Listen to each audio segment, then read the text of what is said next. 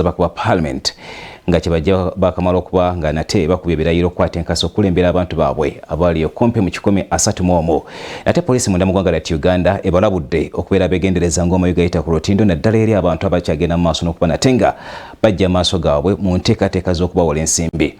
Omwogezi wa poliisi munda mu ggwanga lya Uganda Fred Enanga agamba nti abakuba Parliament abasinga bagwa mu katego nga kano bagenda okukomekkereza naddala nga bamaze obuweereza bwabwe nga bakabatwawa nga ntulege. Katabena tembozeyo.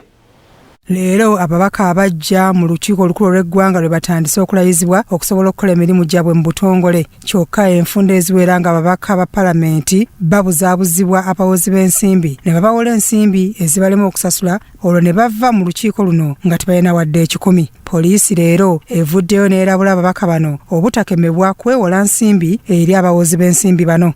Bannabyabufuzi abapya naddala ku ddaala eri abamemba ba Palamenti ne ku local government nti mu biseera bingi abafere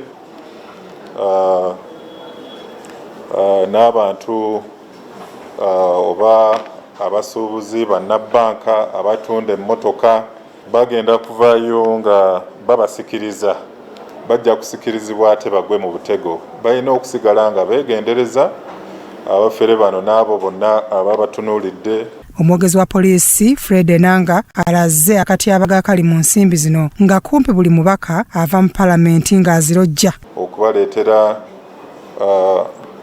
buddiiro obukwatagana n'oggula ettaka abekibwe bityo tebalina kukipapira kubanga obufere bususse mu area eyo naddala nga balaba nti katwana bafuuse bakungu ate basuubira okufuna akasente akawerako. Tubasaba basigale nga bakolagana ne poliisi. Enanga alabudde bonna bannabyabufuzi obuteenyigira mu buvuyo bw'enjawukana obuva ku bibiina by'ebyobufuzi. Tosobola kukola nkyukakyuka ng'oyitira mu bupetrol bomb buno kubanga ate oba okosa bannayuganda bennyini. Mulimu emitendera oli gy'asobola okukozesa egiri mu mateeka oba nga tokwatagana oba mulina enjawukana ne gavumenti eriko oba ne bannabyabufuzi abalala. Mu ngeri emu poliisi y'ensi yonna etongoza omutimbagano bannayuganda kwe bagenda okuyita okusaba amabaluwa agalaga tebalina musango bw'aba baagala okugenda mu mawanga ag'enjawulo. Of the certificates of good conduct and the police clearance certificate.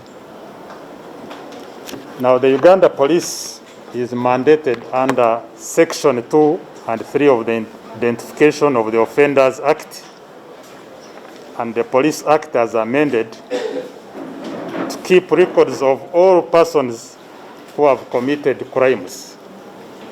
And this is in the police, it is done by the Directorate of Police Forensic Services.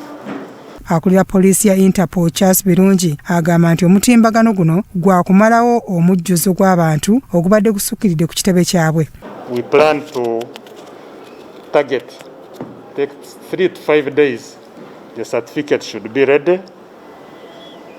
This system will help in tracking the progress of the processing of the certificate, right from booking up the time when it is ready for collection. Omutimbagano guno gutongozeddwa mu lukuŋŋaana lw'abamawulire ku kitebe kya poliisi Naggulu. Thereby you agree to the terms and conditions of this application for you to have an account in the system. Byasali Hakim, Crossroad TV, Omunnyo.